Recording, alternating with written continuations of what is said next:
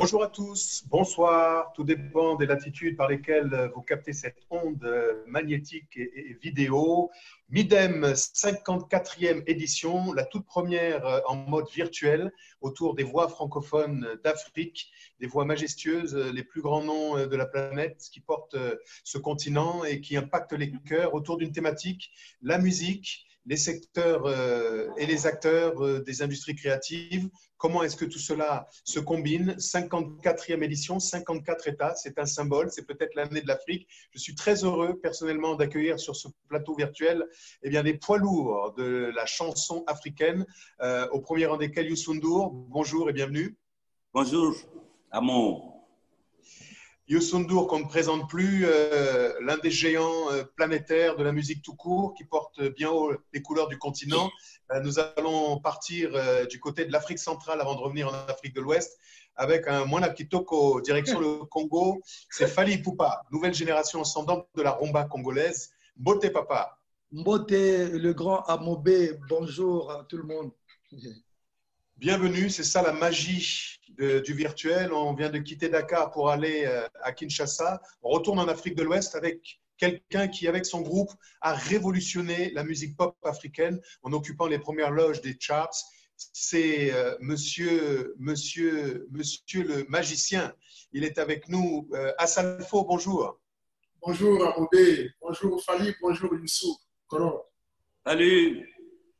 Alors, c'est parti pour une discussion décontractée, virtuelle, mais qui impacte le réel. On voudrait savoir, d'abord, premier tour de table, comment vous vivez, mais très court, comment vous vivez ce confinement, Youssou? Est-ce que ça a changé des choses? Est-ce que vous avez dû vous adapter? Qu'est-ce que vous avez annulé? En quelques mots. Mais écoute, on écoute les scientifiques et les États. On les écoute, ils nous donnent des consignes, ils prennent des décisions par rapport à l'état d'urgence, le confinement, le couvre-feu. Et donc, on a des journées courtes et on reste à la maison.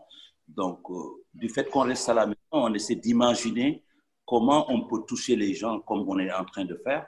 Et j'ai l'impression que aussi cette situation nous rapproche beaucoup plus de nos fans et surtout de nos collègues.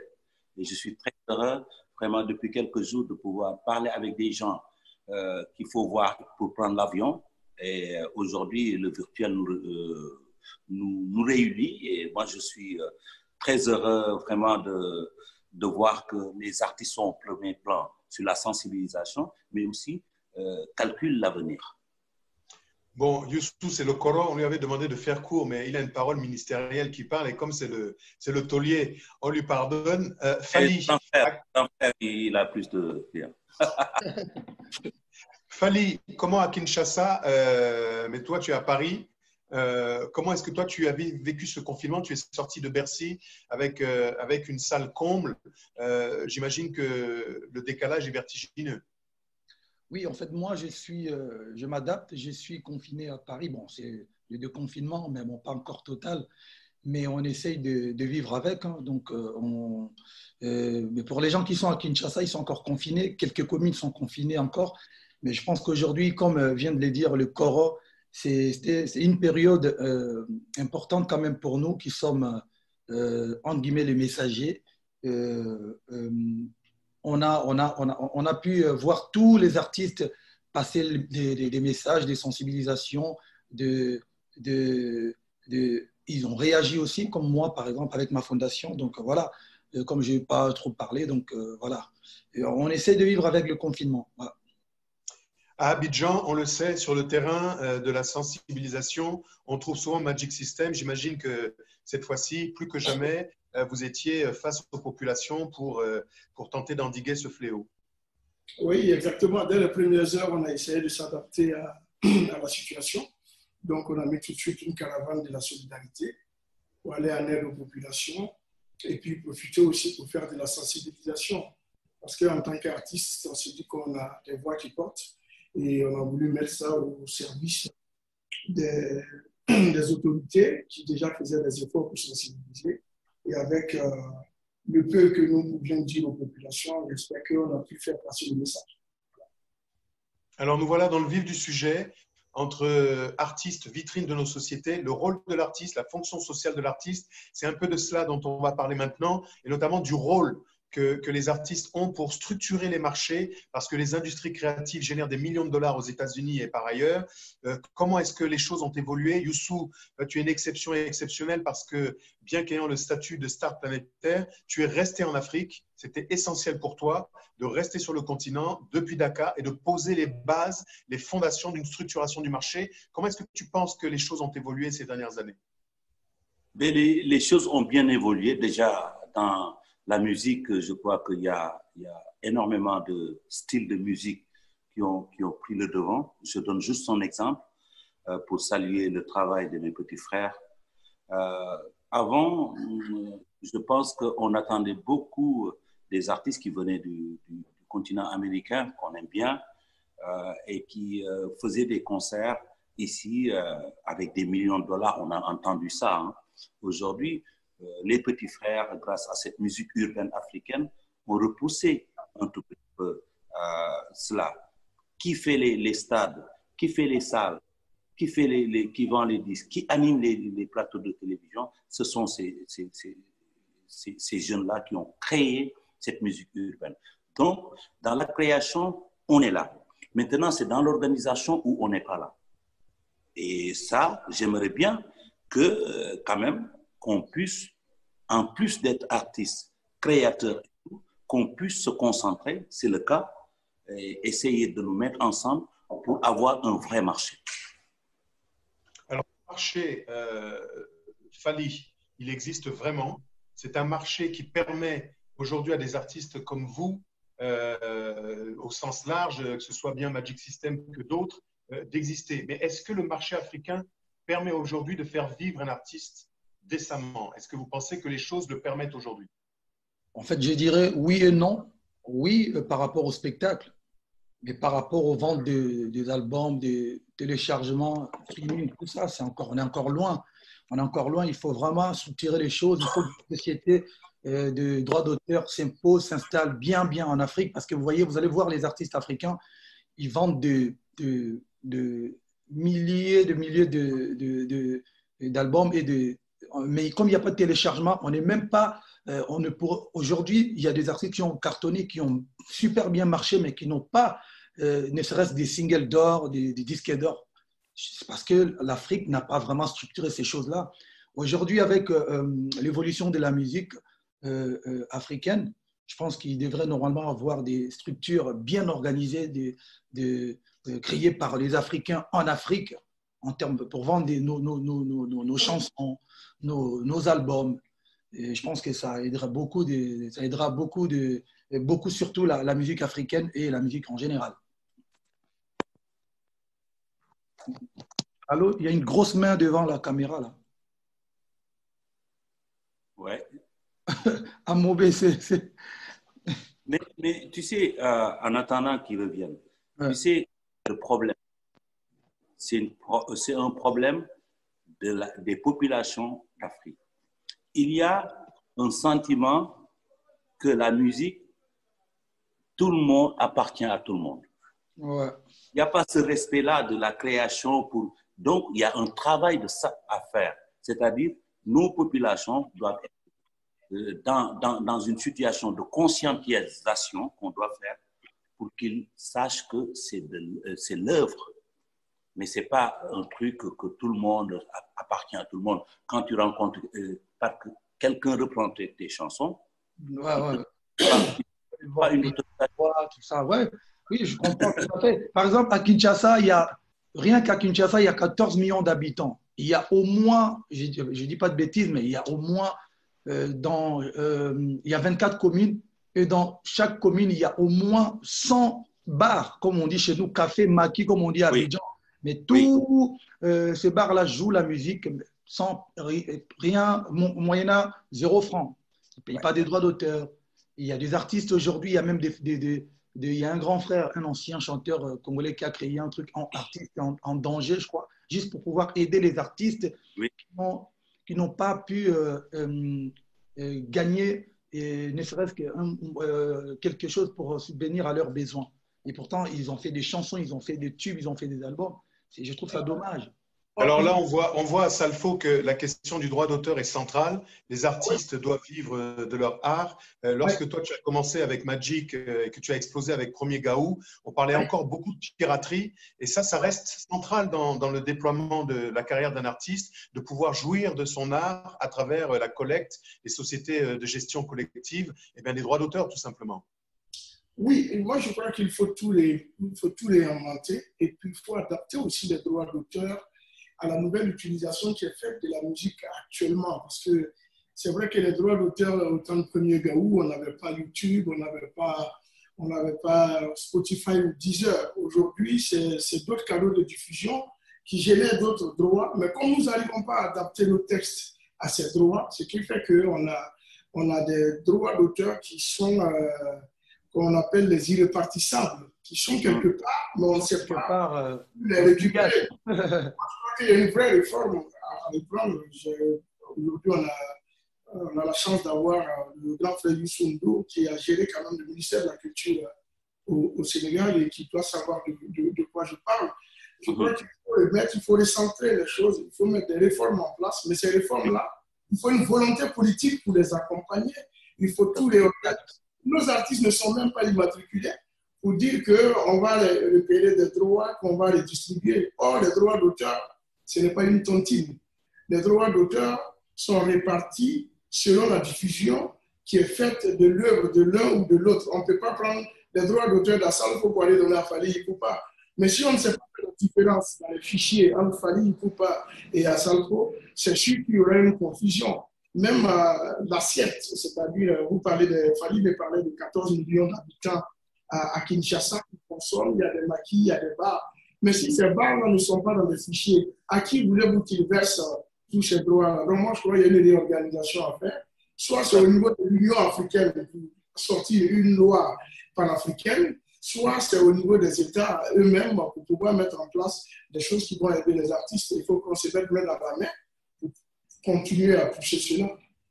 Alors, vous êtes tous des acteurs sur le terrain, on le sait, engagés. À titre personnel, je tiens à vous remercier tous, puisque tous les trois et de nombreux autres, vous avez pris part à cette initiative qui s'appelle One et qui donne résonance à ce que vous venez de dire. Comment est-ce qu'on prend notre destin en main pour changer la donne? Comment est-ce qu'on change ce secteur créatif, celui de la création? Comment on contribue à sa structuration? Alors, je me retourne vers Youssou N'Dour parce que l'un des slogans, c'était « Together as One ». Ensemble, mais c'était surtout New Africa. Quelle est votre vision à tous de la nouvelle Afrique? Alors, on a vu les problèmes. Maintenant, quelles sont les solutions? Que faut-il faire pour que ça change, Youssou? Concrètement, il faut d'abord des appareils de mesure.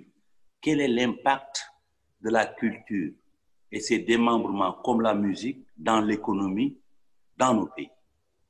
Jamais personne, ni Fally, ni Assalfo, ni moi, ne peut dire qu'en RDC, en Côte d'Ivoire ou au Sénégal, la musique représente 30% dans l'économie. Et tout le monde sait que c'est impacté. Il faut d'abord cela. Après, il faut une harmonisation des politiques. Parce que si le jeune frère Assalfo se bat en Côte d'Ivoire pour convaincre l'État à prendre des mesures, à prendre des lois, et qu'à côté, au Mali ou au Sénégal, on ne fait pas la même chose, ça ne sert à rien. Donc, il faut une harmonisation et il faut des appareils de mesure. Combien on pèse? C'est un rapport de force. Combien on pèse, on ne le sait pas. Voilà deux propositions concrètes qu'il faut peut-être aller défendre au niveau de l'Union africaine, aller défendre au niveau des États, parce que moi, j'étais ministre de la Culture au Sénégal, j'ai commencé à réfléchir dans ce sens. Après, je ne suis pas resté très, très longtemps pour plusieurs raisons, mais bon, il faut qu'on ait des chiffres. À partir de ces chiffres, on sait qui on est. Et là, on peut pousser les chiffres. Fally, monsieur le ministre de la Culture. Ouais, Fally, l'artiste. Donc, en fait, moi, je pense qu'aujourd'hui, j'aurais d'abord une question. Mais est-ce qu'il ne faudrait pas qu'on ait un représentant vraiment à l'Union africaine, là, je ne sais pas, parce qu'en fait, quand j'imagine, pour moi, à mon humble avis, je pense que le secteur qui honore notre cher continent vraiment d'une manière positive, c'est l'art, c'est les artistes, c'est-à-dire les artistes avec tout secteur confondu, c'est-à-dire les artistes musiciens, les artistes sculpteurs, peintres, tout ça. Parce qu'aujourd'hui, par exemple, si je prends l'exemple de mon pays, le Congo, s'il n'y avait pas la musique, on parlera toujours du Congo plus ou moins de côté négatif. C'est-à-dire qu'aujourd'hui, c'est les artistes, c'est la musique, parce que la politique, on n'en parle même pas. Les sports, de temps en temps, la dernière fois qu'on a gagné la CAN, ça remonte à genre 25 ans ou je ne sais pas combien, ou 40 ans même plus, voire plus. Mais c'est aujourd'hui les artistes qui font penser à autre chose, qui font le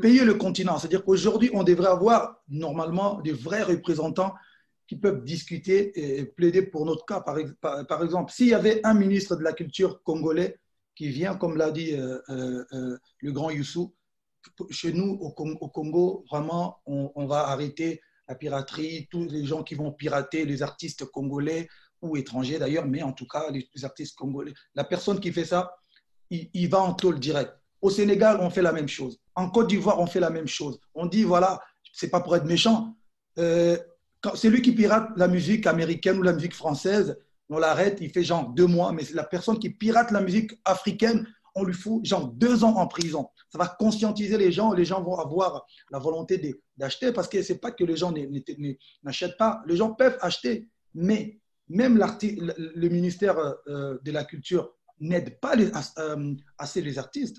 Nous, au Congo, on a des droits autorisés, on a des droits qu'on paye pour voyager, s'il vous plaît. L'autorisation de sortir, l'autorisation de se produire. Regardez, on paye plein de frais pour rien, en fait. En échange, on gagne quasiment rien. Fali, je te coupe pas. Oui. Vous payez l'autorisation pour sortir? Ouais.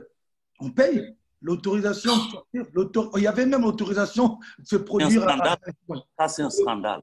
Je peux témoigner de ça, parce que ça fait quand même 12 ans que j'ai fait le FEMUA, et chaque fois que j'ai un contrat avec un artiste congolais, dans le contrat, il est inclus les frais d'autorisation de sortie que je paie. Je paie pour le temps $50 ou $75, un truc comme ça. Voilà, ça, je peux.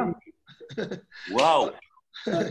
Alors, ce que j'entends lorsque vous parlez, c'est qu'à l'échelon politique, il n'y a pas la prise de conscience du rôle moteur de la culture au sens large, de la création au sens générique du terme, pour contribuer au développement, au PIB, parce que dans d'autres, et ça rejoint ce que tu disais, Youssou, eh bien, il y a des agrégats de mesures. Moi, j'ai fait cette démarche, c'est comme ça qu'est né One. Je suis allé au Burkina Faso, j'ai parlé avec le ministre de la Culture, Sango, et on a décidé de faire du Burkina le pays territoire, laboratoire où on va mesurer l'impact culturel. Je suis allé à l'UNESCO introduire une session où il y avait 140 ministres de la culture. Il y a des images. Et j'ai fait une proposition que je propose qu'on reprenne modestement. C'était de dire, même si ça paraît une provocation, que chaque gouvernement doit faire du ministère de la Culture le ministère le plus fortement doté de son gouvernement. Parce qu'aujourd'hui, qui sait combien la K-pop ramène en devise, en monnaie sonnante et trébuchante à la Corée? C'est juste du mindset. Qui plus que l'Afrique peut créer, engendrer aujourd'hui une économie, puisque toutes les musiques pop contemporaines ont une filiation avec l'Afrique. Le reggae, la soul, toutes les musiques de la diaspora renvoient avec l'Afrique. Donc sur le continent, il faut qu'il y ait une prise de responsabilité politique pour aller dans le sens de la législation afin de créer un périmètre d'intervention, et c'est peut-être ce que tu souhaites prochainement, Youssou, c'est ce que vous vouliez dire, c'est-à-dire interpeller les politiques à Salfo. Amodé, c'est pour moi, je crois que Fali disait tout à l'heure qu'il faudrait que nous, on ait un représentant à l'Union africaine.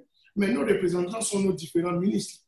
Maintenant, ça dépend de quelle priorité on donne à la culture dans les différents pays. Parce qu'aujourd'hui, quand ça ne va pas dans l'économie, on se réunit à l'Union africaine. Quand ça ne va pas dans l'agriculture, on se réunit. Mais quand ça ne va pas dans la culture, moi, je vais vous prendre un exemple. Regardez toutes les subventions qui ont été votées pour apporter un appui comment on appelle, aux différents secteurs en Afrique. La culture a été laissée pour compte. À part quelques pays qui ont fait des exceptions d'allouer des subventions, j'ai fait une intervention directe à la télévision où j'ai demandé que cela soit réglé. Alors que toutes les mesures de restriction qui ont été prises ont touché directement la culture parce que la culture vit la nuit en Afrique. Or, ça n'a pas été pris en compte dans les décisions. Mais ça, c'est un petit point parce que ça, c'est un problème de 2 mois qu'on voulait, c'est un problème ponctuel. Je veux parler de la place qu'occupe la culture au sein des gouvernements africains. Aujourd'hui, même quand on sort des programmes présidentiels ou quand on sort des programmes en Afrique, quand on regarde, la culture occupe mais une petite place. Or, un pays ne peut avoir de vitrine que par sa culture. Quand on rentre dans un pays, c'est la culture qui représente. Donc, tout ce que tu as rencontré, 140 ministres à l'UNESCO. Mais est-ce que c'est la première fois que les gens viennent à l'UNESCO et qu'on propose des choses et que cela ne change pas? Ça dépend. J'ai dit, ce n'est pas. Tant que la culture n'est pas une priorité au sein des différents gouvernements, nous serons toujours là à tourner avec nous, à faire des milliers de panels. Ça va rester là sans restructuration. Je vous dis. Youssou, tu as été ministre, tu as vu les choses des 2 versants, celui de l'artiste et celui d'un représentant du peuple. C'est quoi le facteur bloquant? Pourquoi ça ne bouge pas? C'est le système vieillot. C'est-à-dire il y a un entendement du ministère de la Culture, comme tu sais, quand on est un peu fatigué, on donne une perfusion. Vous voyez, il faut que ça s'arrête. Si nous arrivons à dire que la culture impacte tant pour cent, c'est une histoire de rapport de force. Je veux rebondir sur 2 choses que mes petits frères ont dit. Fally, vraiment, là, sur ce panel-là, moi, je demande au président Tshisekedi d'arrêter ça, d'arrêter les autorisations de sortie, parce que vous êtes les ambassadeurs. Moi, je l'ai rencontré 2 fois. Et là, je vais écrire. En attendant, parce que bon, on a le One, on s'organise, le One va monter en crédit. Mais il faut des choses. Vous êtes les ambassadeurs de ce pays-là, ce grand pays, ce pays riche culturellement. Après, nous venons sur l'impact aujourd'hui du Covid-19. Effectivement, Assalfo, il a raison. C'est le parent pauvre, la culture. Quand les gouvernements décident, tout de suite on dit on aide le secteur du tourisme. Moi, j'étais ministre du tourisme. Mais personne ne va dans un pays pour juste habiter un hôtel. Il va par un spectacle ou acheter quelque chose. Après, il veut dormir, il va aller à l'hôtel. Et tout de suite, les gens ont dit il faut qu'on aide le tourisme. Oui, j'ai rien contre, au contraire. Mais donc, c'est une question de priorité. C'est ça. Ce que nous devons faire aujourd'hui, c'est essayer de parler d'une seule et même fois autour de One, durant cette période, essayer d'harmoniser pour dire, allez, ça suffit. Au Sénégal, moi, j'ai entendu, j'ai suggéré au président, et même avant de suggérer au président, il y avait pensé. Dans son discours à la nation, pour dire que l'heure est grave, il a parlé de la culture. Jusqu'à présent, je viens de lire un article, il y a des artistes qui râlent parce que ça n'a pas encore démarré. Pendant que d'autres secteurs ont commencé à recevoir.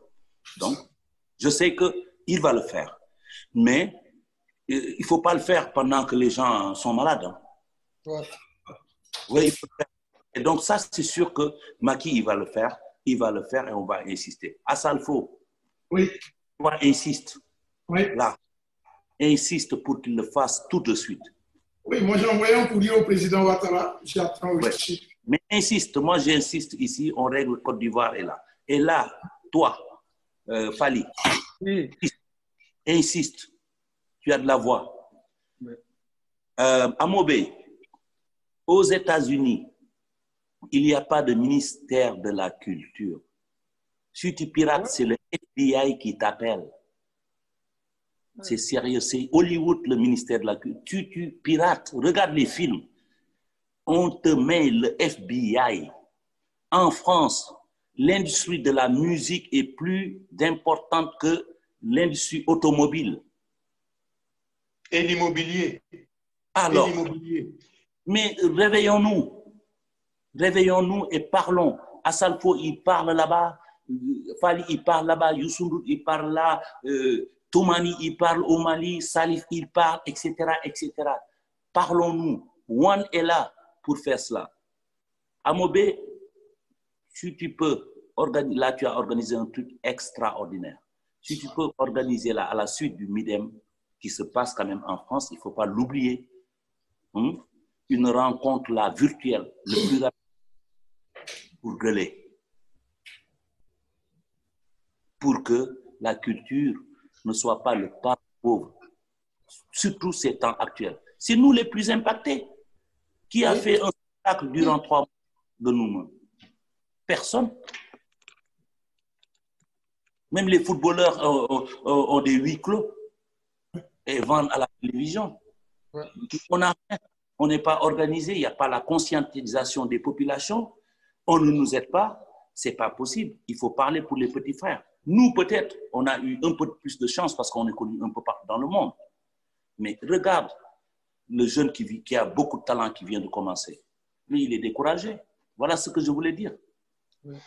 Alors, on voit, c'est très passionnant. On voit qu'il y a beaucoup de pistes qui sont lancées. On a la chance de vous avoir aujourd'hui. Vous êtes des représentants des créateurs. La création au sens large, on peut y associer les artistes plasticiens, même si on est au cœur du MIDEM, on peut y associer les architectes. C'est tout le monde de la création qui regarde les artistes, parce que les chanteurs sont souvent aux avant-postes. Moi, j'ai eu la chance de parler avec Myriam Makeba, qui me disait qu'elle était désespérée parce qu'il n'y avait pas un seul passeport africain pour la libre circulation des personnes et des œuvres. Donc, ce que je pense, c'est que c'est un avant-goût. On remercie vraiment le MIDEM.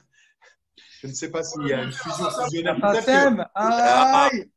On voit les gens qui touchent. Spécial de la SACEM. Pardon.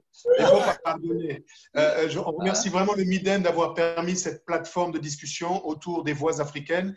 Et c'est un premier jalon, Youssou N'Dour l'a dit, autour de One, autour de la fondation de Fali, autour du FEMUA, autour de tout ce que tu fais depuis toutes ces années, Youssou, de tous ces artistes que l'on ne peut pas citer. Ils sont dans la Caraïbe. On a vu les Jamaïcains se lever, les Afro-Colombiens. On se donne un rendez-vous pour un plaidoyer où nous allons faire un mur des doléances pour interpeller l'échiquier politique, mais lui dire que quoi qu'il arrive, nous sommes dans l'action, ensemble et unis. Et en pensée, avec certains artistes qui ont tant donné et qui meurent dans le dénuement le plus total. Et avec votre permission, je souhaite que l'on associe en pensée Mori Kanté qui vient de nous quitter et quelques autres, les Tony Allen, les Manu Dibango, les Orlus Mabele et tant d'autres artistes que je ne pourrais citer ici parce que la liste est longue. On pense à notre frère congolais qui est parti, Cyriaque Basoka. En vous remerciant, peut-être un dernier mot très court, tour de table, en commençant par toi, Assalfo. Oui, moi je crois que je vais peut-être, après ce panel, je vais rentrer en contact avec le grand frère Youssou N'Dour. Parce que bon, j'ai la chance d'avoir le Sénégal comme pays invité pour ce FEMUA.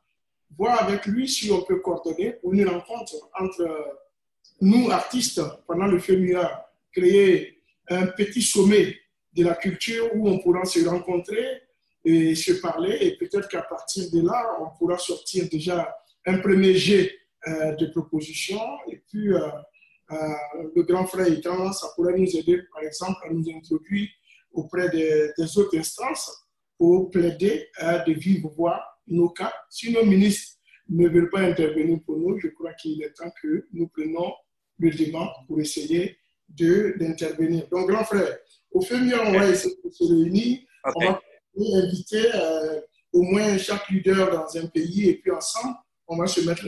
L'invitation est lancée. Le temps est court. Fali, un dernier mot. Un dernier mot, restez safe. On est là, on attend le déconfinement. Donc, voilà, on essaye de se rapprocher plus des gens qu'on aime, comme l'a dit le grand Youssou, virtuellement. Mais voilà, donc voilà, j'espère que Dieu va encore nous garder. Et surtout, félicitations à Salfo pour tout ce qu'il fait à Abidjan. C'est bien, c'est bien. J'aurais appris que tu es déjà à à ta quatrième école. Donc, septième. J'ai les infos, donc félicitations. Et voilà, on est ensemble. Et Nangadep aussi a le Koro, la légende, et Youssou N'Dour. Et voilà, donc voilà. Et à toi aussi, Yaya Amobé, on est là. Merci. Le mot de la fin, c'est la tradition africaine. C'est l'aîné qui conclut et après lui, le silence.